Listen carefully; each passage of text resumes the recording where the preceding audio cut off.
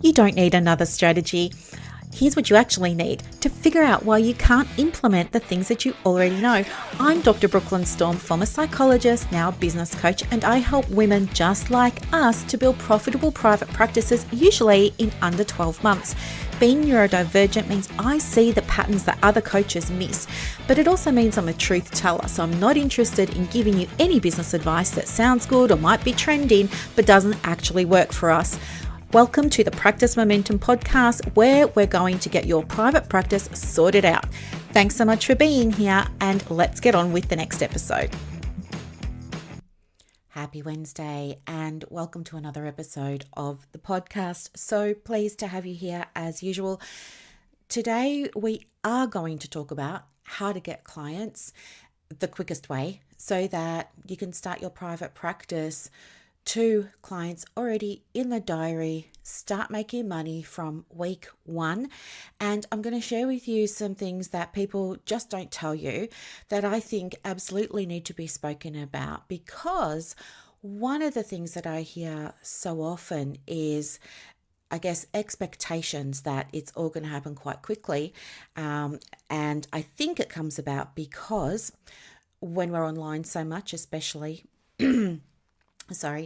we're often seeing people talking about their results and how many clients they're getting and things like that. Or it's the opposite, right? People struggling to get clients. But usually other business coaches and things like that are going to be telling you how easy it is to get clients and you just have to post more on socials. And so many people try to do that and it just doesn't work. And yeah, I'm going to tell you how to make it work. It's a lot easier than you think, but it's going to flip the conversation for some of you, and that's going to perhaps destabilize you a little bit because you've probably perhaps got a bit of a belief there that it needs to look a certain way and it needs to be a certain way. So without any further ado, let's just get on with it. And if we have time at the end, I would love to give you a little bit of a life update and let you know what's going on there in terms of the house, because something very intriguing and a little bit weird has happened. So, and I would love your thoughts actually. Okay, so let's just dive in. All right.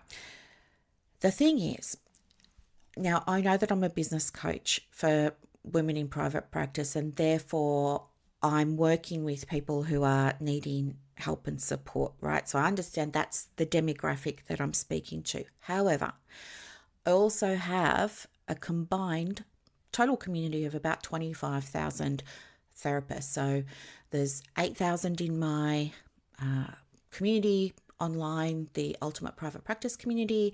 There's 7.5 on my business page. There's thousands more in my email. There's you guys listening to the podcast. Anyway, and I've been doing this for a long time. And I have these conversations, but also I'm witnessing things all of the time. And one of the common things when it comes to getting clients is, I guess, a lack of awareness really about what's involved in getting one.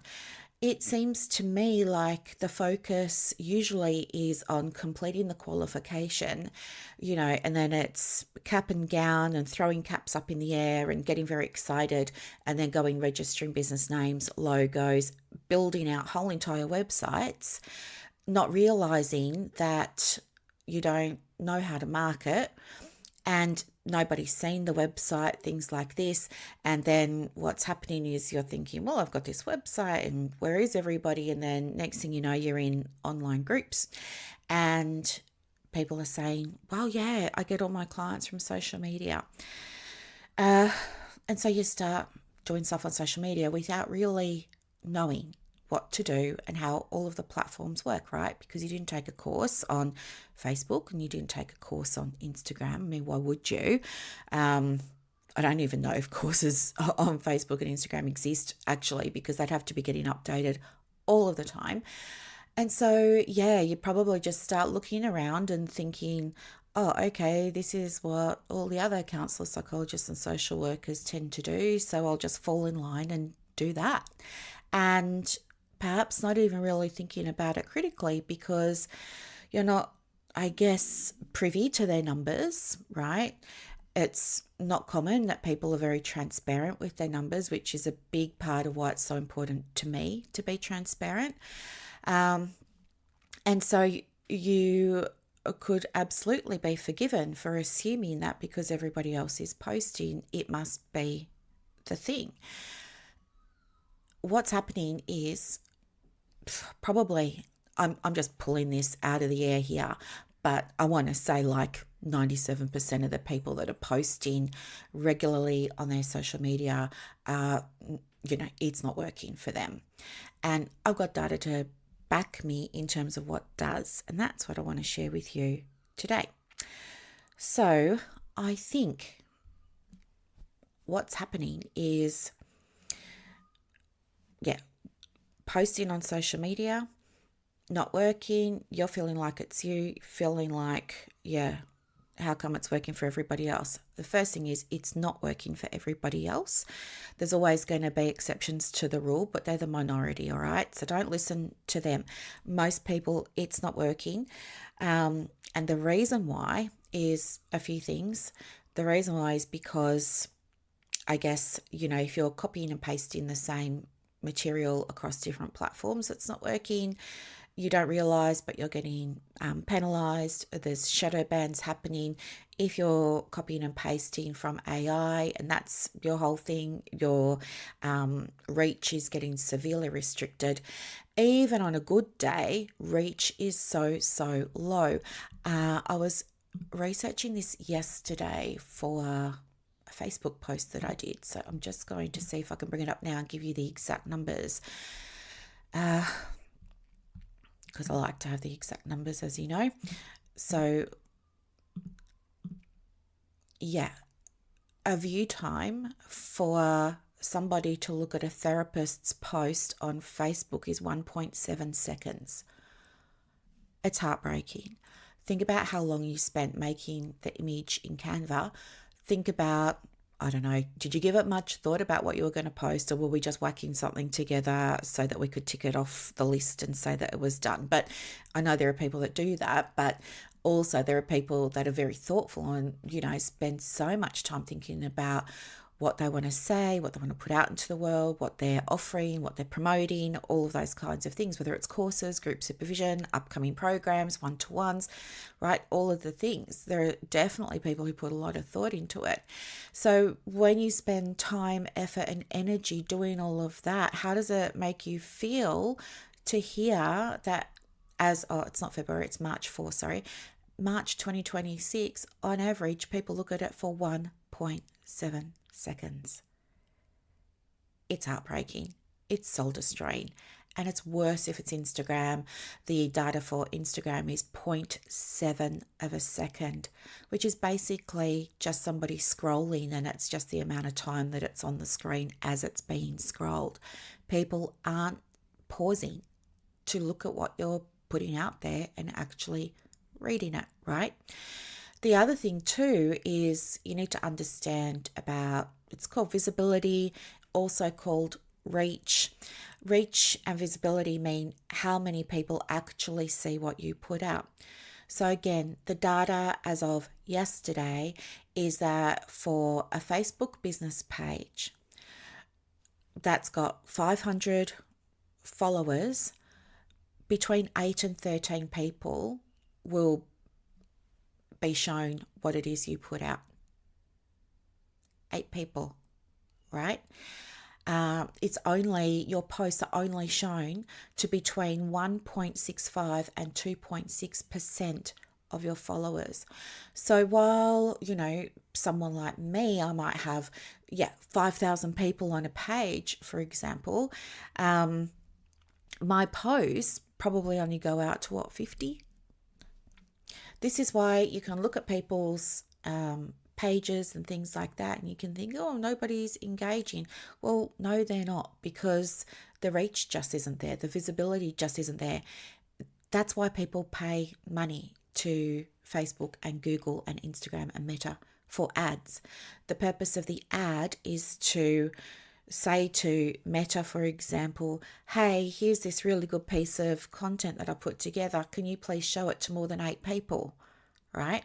So when you're posting about how you've got a retreat coming up or there's group supervision opening and you might be posting every single day, it's only ever going to 8 to 13 people.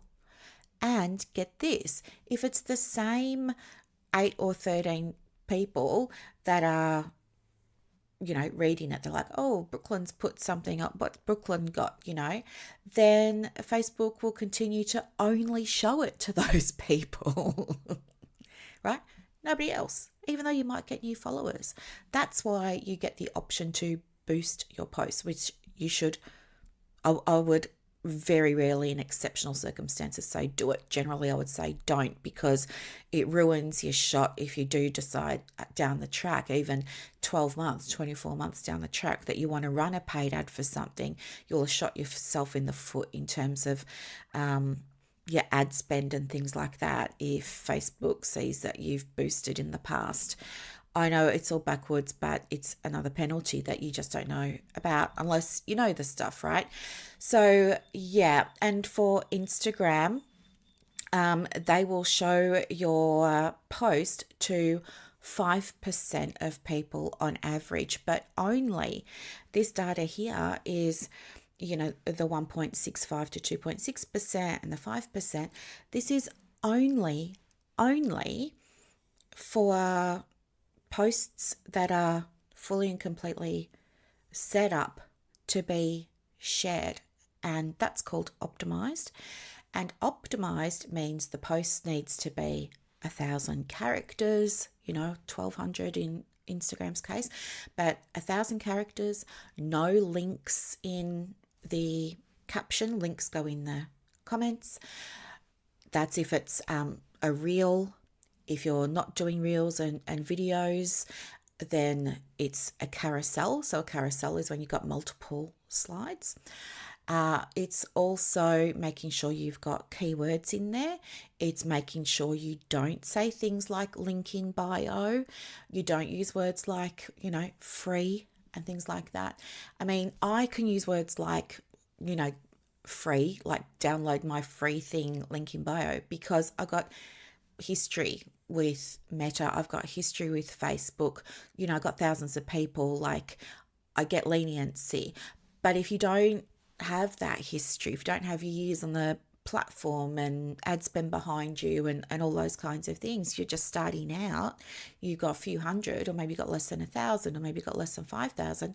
Yeah, this is what you're dealing with. And, all the optimization also needs to include things like, trending music, trending topics, all of this. It's a whole thing. That's why there are social media managers. Like, it's been a thing for a long time now. It's to get clients by simply putting up posts. It is incredibly hard, and especially for practitioners, because we're in a very, very, very nuanced industry. Our clients are people who have mental health conditions, right? It's not like, we're putting up ads for Mecca, or we're putting up ads for, I don't know, Boost Juice and stuff like that, where people can just like see the post, see that there's some big sale or discount on, get their code sent to their phone, and then they can just toddle off down to the local Boost and go and get themselves, 25% off their next protein smoothie, right? That is quite a sort of broader market. Our market is different, because when we're working with people who have mental health conditions, it takes time to build trust. It's very unlikely that somebody is going to see your post once or one day and say, oh yes, I think I'll go and book a session. Not going to happen. Very unlikely. People need to stay in your world for a while. So yeah, there's that. Now, I get clients all the time from social media, and the reason why is because, as you heard, like history. Yes, I'm on it most days. I don't post every day. Like I post sometimes, maybe 2 or 3 times a week, not always promoting stuff. Of course, sometimes letting people know what I've got, but not all the time. And the way that it works for me is through engagement and interaction. And you might be rolling your eyes thinking, oh yes, da da da da da, because you hear the words a lot, right? You hear the words about engagement. But I think you got it back to front. I think you're thinking, you picked up somewhere along the lines, oh, I need to be putting content out every day. Listen to me. No one's looking at your content. No one's looking at your content. 1.65% of your Facebook followers are looking. That's no one. It's like 1 or 2 people for every 100. No one's looking at your content. I would put, if you were my client and I was working with you and you were like, I really want to get clients from Facebook and Instagram, I would say, great, go ahead and post something once or twice a week, but spend most of your time that you allocate every day to your marketing, listening, talking to people, interacting with people. Because this is the thing, social media is social. If you're treating it like a great big billboard and you're just constantly putting up what's essentially an ad all the time, no one's interested. What do we do when the ads come on the telly, right? Most of us get up and go and make a cup of coffee, or we go to the bathroom, or we let the dog out, or, put the washing in the dryer and then come back. Nobody's interested in your marketing, right?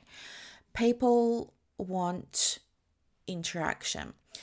And that interaction is not going into a group and looking through the posts for an opportunity to post about your availability or post about your course or anything like that. No, again, you just shoot yourself in the foot. Nobody's going to stop and read that post, especially if they don't know you. So this is the other thing. Facebook works really well for me because I've been on it for, I think this is year 10 now. I think it was like I created my account, I think it was 2016. So yeah, I've been on it for 10 years. I've got a history. People know me. They see my name coming up all the time. They see me helping people all the time. They see me talking to people all the time. All of that. I'm very engaged with my community because I'm genuinely interested in what they're doing, how they're going. Can I help them? What do they need? I don't see myself as, an expert. I see myself as somebody who's further along on the journey, and absolutely I want to go and help people who I'm further ahead of. Like, I want to turn around and walk back and go and get those people and say, I'll carry your bag for you so that you can come up here. I want to do that. And so it's easy for me. I enjoy being in a bunch of different communities where my clients spend their time, right? Communities for me, it looks like they're in business, they're in small business, they're in online businesses, they're in telehealth businesses, they're counselors, psychologists, social workers. Like, I'm in a bunch of groups and I enjoy it because I get to, hopefully I get to help people. I get to share insights. I get to encourage people. I get to, empathize with people. I mean, there was somebody in my group earlier in the week that was really upset about something that had happened to her, and she was quite anxious about how it was going to be affecting her business and be perceived by potential clients. And I knew straight away I had to get in there and help her, and I did. And I followed up the next day because I wanted to make sure she was okay, and I wanted to see where she was at and all of those things because I legit cared. And I never shared a link to book a discovery call. I never shared a website. I have no idea if she was an ideal client. That was not even on my mind. I was there just because I saw somebody who, needed some support, and I wanted to provide that in the moment. But in doing that, what I know will happen is everything you put online, as you know, is there forever. It doesn't disappear, right? Even if we delete posts, they're there forever. They've been shared previously by someone else, or they've been screenshotted and shared, or whatever. Like, just assume everything's there forever. And what I know from clients that I work with now is that some of them have said to me that they knew me from Facebook. And this was very interesting because I didn't know them. And what I understand is that when you're showing up, right, there are so many people that don't engage with a post, right? So, like, even this post that I'm talking about that went up in my free community this week, there's 8,000 plus people in that community, right? And what I can see is that lots of those people read the posts that everybody puts up. But I can also see that barely any will give posts likes, hearts, comments. That tells me a lot about my audience, right? I can infer, I guess, that, some people might be hesitant about commenting because maybe they've got peers or colleagues in the group. I know there are supervisees in my group that hold back and refrain from commenting about certain things because because they've got supervisees in the group. There are people in my group that are clients of other people in my group and things like this. So there are all kinds of reasons and limitations, restrictions, hesitations that get in the way for my community of engaging with the content that shows up in there. And when people come to work with me and they're sharing with me, I mean, most of the time they've heard the podcast and know me from Facebook.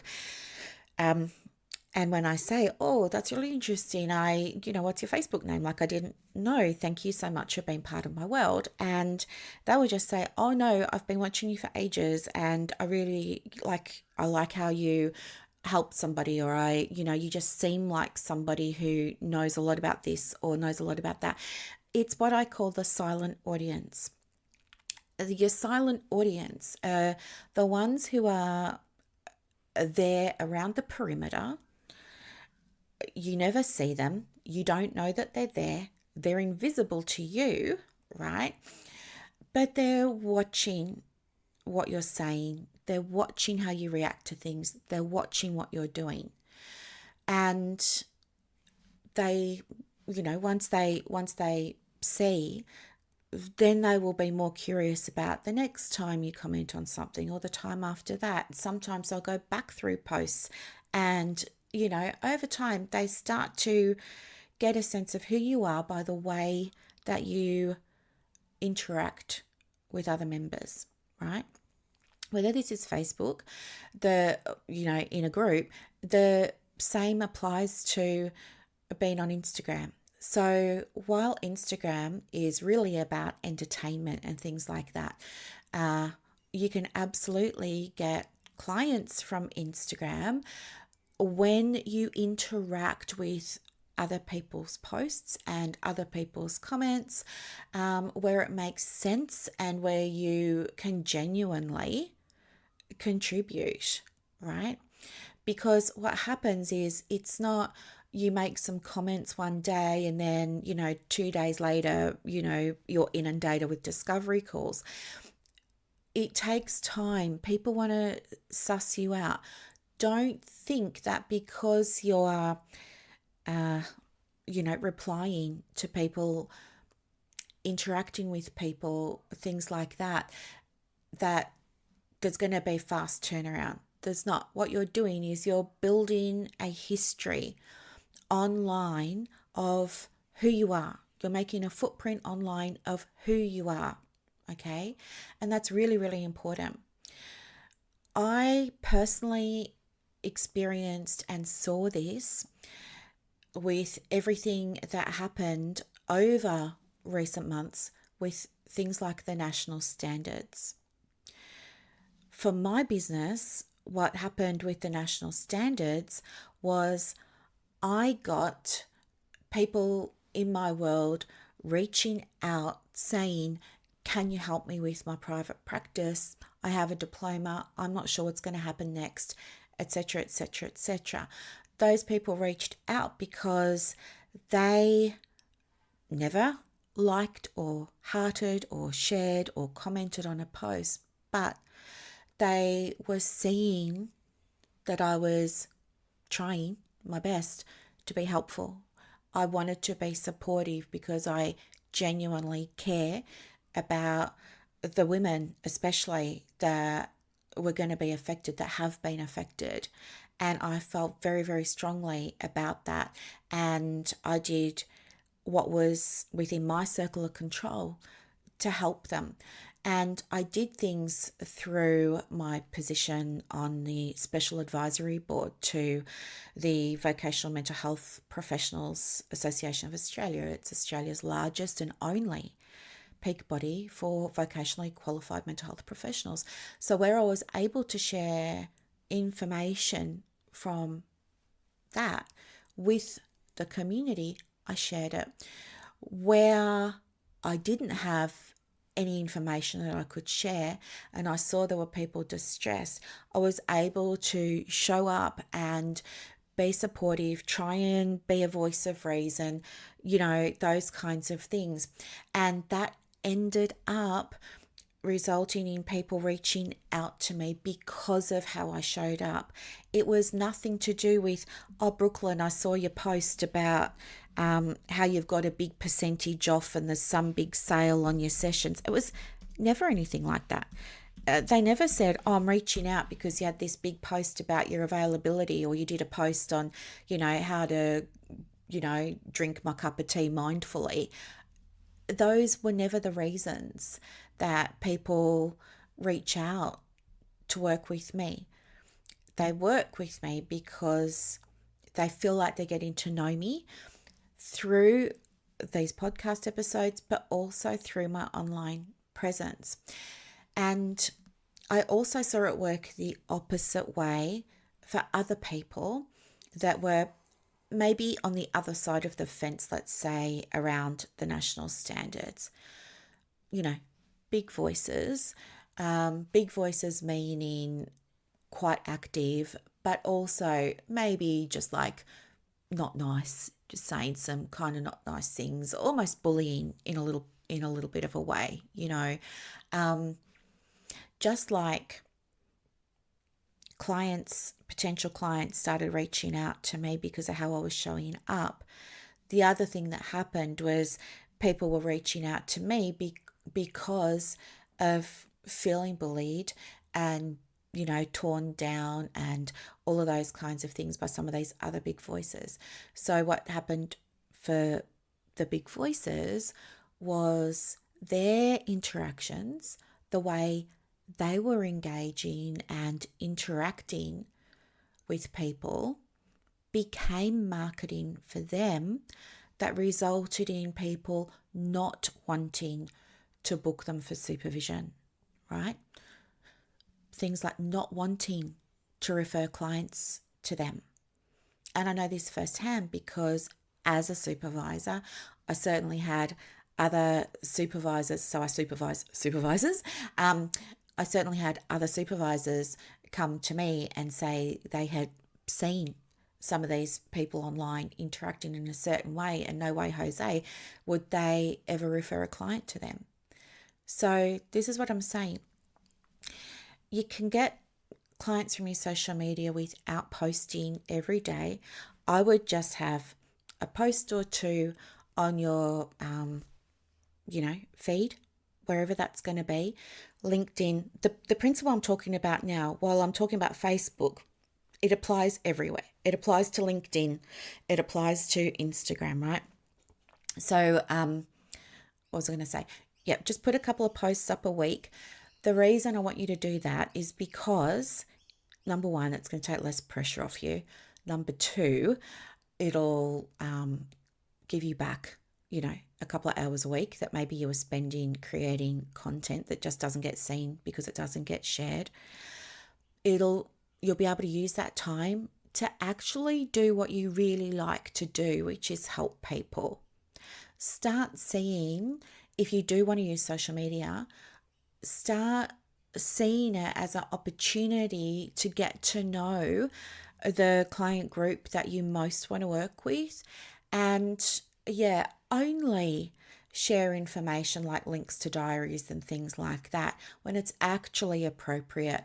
What I find happens for me is that, you know, I do share information from time to time. Like I will be sharing information soon because the next intake of clients for Practice Momentum happens in a couple of weeks. So, yeah, of course, I'm going to be sharing some information about that soon.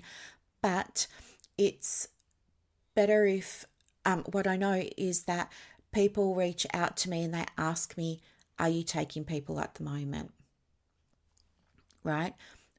This is what client attraction is, and it takes time to do. Please don't think that you're marketing today and therefore the clients should be there tomorrow or next week or the week after. You're setting yourself up to make things more difficult than they need to be.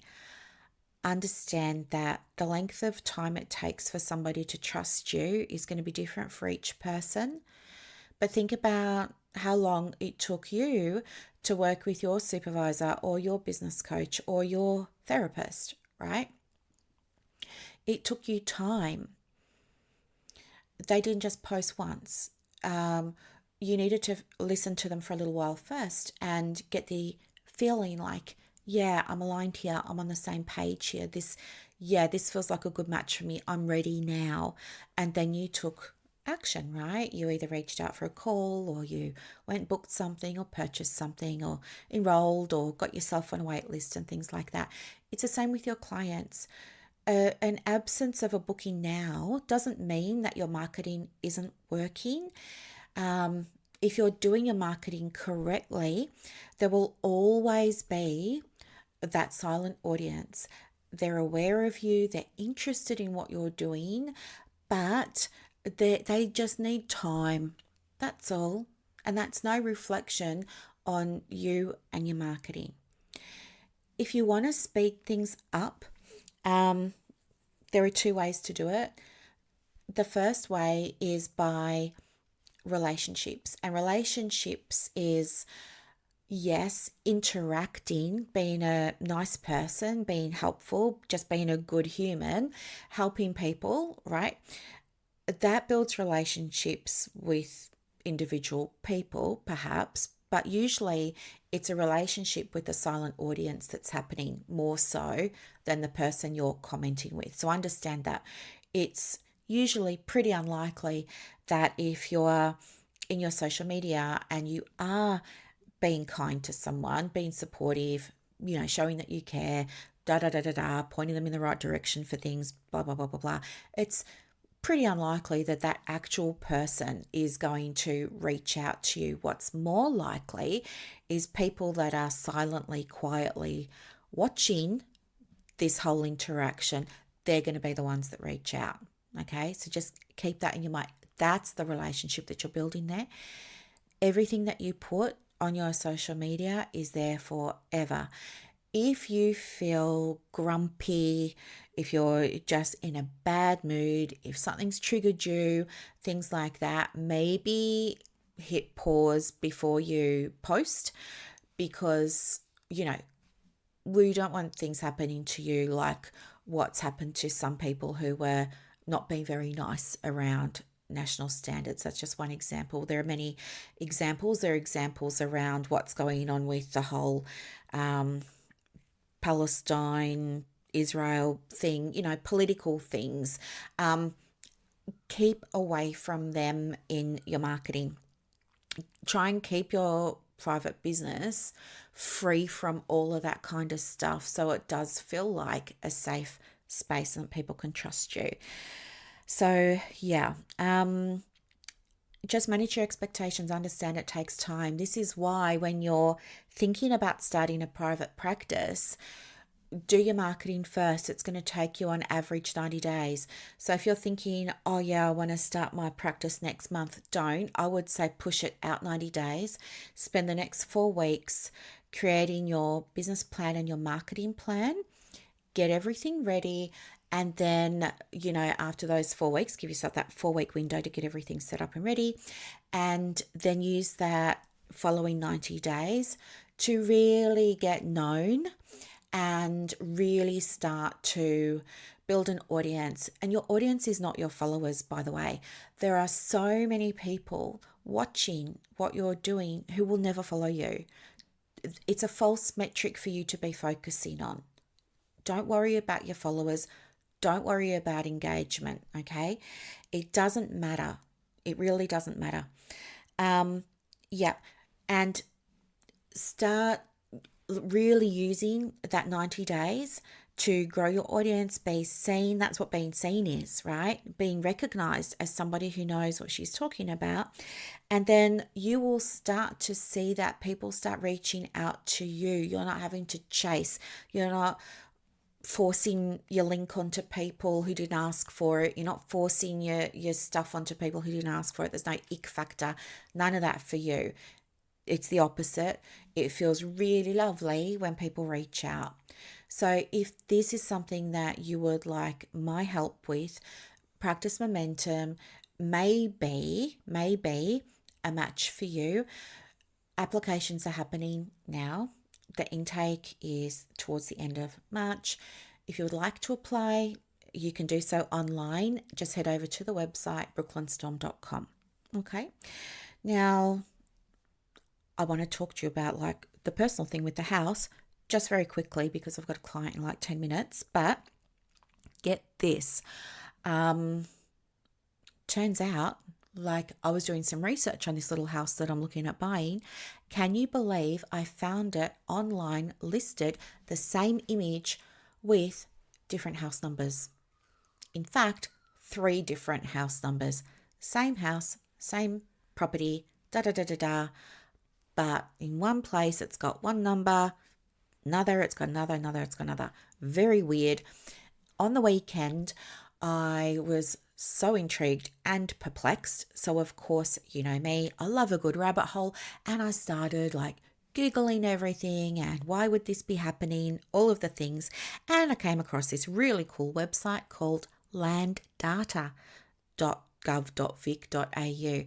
And that's a website where for just $8, you can type in your address or an address of a property that you want to purchase or sell, whatever. And you get to go and buy copies of the title, of the plans. You can see if it's got any encumbrances. You can see if there are any dealings on it. You can see if there have been plans and permits accepted, rejected, like all of the things. So of course, like I felt a little bit sneaky doing it. Like I almost felt a little bit naughty, and I was thinking, can I do this? Like, am I going to get into big trouble for this? Da da da da da. But I figured, no, it's a government website. It's publicly available. They're selling the information. So I thought, I'm just going to do it. So guess what? I did it. Here's the weird thing. I typed in the address that it's currently listed at. As I'm saying this, I'm thinking I should probably go back and do it for the other street numbers. But anyway, and I type it in, I hit enter, and then it brings up this list of all the things that I can buy. And the list almost repeats itself. It starts off with things like, oh, you can get a copy of the title certificate, you know, and then it lists, I don't know, maybe 7 or 8 or 9 things underneath that. And get this, most of them are delivered to your inbox in 5 minutes. Some things might take a few days, but most of them, 5 minutes. So I'm going, oh yeah, I'll get that. I'm adding all of these things, you know. And then I keep reading and I see the list is like repeating. It's like, do you want a copy of the title? And I thought, well, I've just ticked that. And then I just thought it was like government, oversight, maybe like the IT guy didn't update the table correctly on the website or whatever. So I just thought, yeah, I'll just tick them all anyway. So I ticked them all a second time and then hit enter and get this. 5 minutes later, I get all of these emails. The first one's the receipt, amazing. And then, yeah, I start clicking on all these emails. Guess what? This property that I'm looking at actually has 2 titles, and the land size on the listing is not the same as what's on the 2 titles. And the 2 titles have 2 different plots. I know, plot, right? Lots, plots, whatever, parcels. Yeah. Very interesting too, because you might remember, like when I was going down to do the inspection for the second time, I was saying to my angels and, my guides and all of this, hey, when I'm going to do this second inspection, can you please show me anything that you feel is really important that I need to be aware of, that's like a bonus, that feels really good, that's maybe something I missed last time that I didn't see. And when I went to the property, I was walking around and there's a fence, right, dividing my property from next door's, and the fence is really high. It's corrugated tin, like I'm buying a house in the country. So it's like corrugated tin up one side of the fence, and further down, it's like wooden palings and everything. But there's this noticeable gap in the middle, and I walk over and I see a gate, and the gate looks very old. Think 1920s, 1940s, maybe. It's one of those short, like probably as high as your hips, black gate with ornate wiring and all of the things. And you can just it's just got like a little toggle and you can open it and close it. And I thought, why is there a gate in the middle of the fence? And I walk over and I can see vacant lot. And I thought, that's very interesting. So I say to the estate agent, hey, why is there a gate over here? Because I didn't see it before, right? Why is there a gate over here? And what's on the other side? She goes, oh, it's just vacant land. Come on. And I said, okay. So I just ignored it. So now I'm thinking, well, my guides drawing my attention to the gate that I didn't see last time, because maybe the vacant land on the other side is included in the sale. I don't know. So I've sent off an email to the conveyancer to find out what's the go, because absolutely I want to know, because it will make a difference to the offer. Speaking of, I'm dealing with an estate agent who is a nightmare. She said to me when I was getting ready to put in an offer, looking at it the first or the second time, I forget which, she was just like, oh, if you want to make an offer, just like name your price. It needs work. It's been on the market for a while. It's got this, it's got that. I was like, oh, okay, sure thing. So anyway, of course I come back and I'm researching because I want to make sure like I put in the right offer. And then I start to see all this weird stuff that just looks so wrong to me. I start to see that the house looks like it's significantly overpriced. And I'm not just saying that, like it legit is. I bring up the property inspection guide. It's just called Property Guide. You can download it on the realestate.com. It's free. But the agent in Victoria has to tell you what the median house price is, how they use that to determine the listing price for the house, and they have to include 3 comparable houses that sold in your area where the listed house is within 5 kilometres within the last 12 or 18 months. So anyway, I have a look at it, and she's put the median house price as like what is a ridiculous number for the property that I'm buying. And I thought, why has she got that there? And then I thought, I'm going to Google these 3 addresses. So I go and Google the 3 addresses, and those houses were bucket loads different to this one, right? So the house I'm looking at, you know me, I'm after a small house in the country, lots of charm and character and personality, all of the things. but these other ones weren't really like that. Felt a little bit more modern, all of this. Anyway, even with the comparables, they were still nowhere near the price she was charging. And then I started to go on realestate.com, and then I'm off looking at other reports, and I'm pulling up comparables, and I'm thinking, well, and I see that no, most of the houses that are like the one that I want to buy have been selling for significantly less than the listing price of this one. It's just weird. I don't know what's going on. And anyway, I put in an offer that was still above the average that I was able to research. And, you've got to fill in this thing because you've got to submit your offer online through realestate.com now. So I did that. And anyway, she writes back to me like 5 minutes later, angry, clearly, saying like it's significantly low. She doesn't want to take it to the vendor. I have to increase my offer. Or not I have to, but she wants me to increase my offer. And I thought, I'm not going to bid against myself. Like, don't be ridiculous. And I said, no, I'm not increasing the offer. And then she comes back to me and she goes, well, I'm going to need you to justify it. So I thought, okay, gloves are off. And I rolled up my sleeves and I put together this really good email about, justifying my low offer, apparently. Anyway, I send it to her. She says she'll take it to the vendor. Not 5 minutes later, she comes back to me, one sentence. A vendor and I both say, no, and we want you to raise the offer. I raise the offer because, I'm happy to negotiate. I like negotiating. I enjoy the process. I raise the offer. Again, not even 5 minutes pass. She flicks me back an email, one sentence. Oh, no, we're not happy with that. We want you to increase. So then I thought, I'm not going to keep going back and forward here. So I said, listen, is this vendor actually genuinely interested in selling? And when, you say increase the offer, what's the ballpark that we're going for here? Because I want to make sure we're on the same page. And she just says, the vendor and I want as close to ask as possible. And I thought, well, you're not getting it from me. No. It's already, my offer is well and truly above.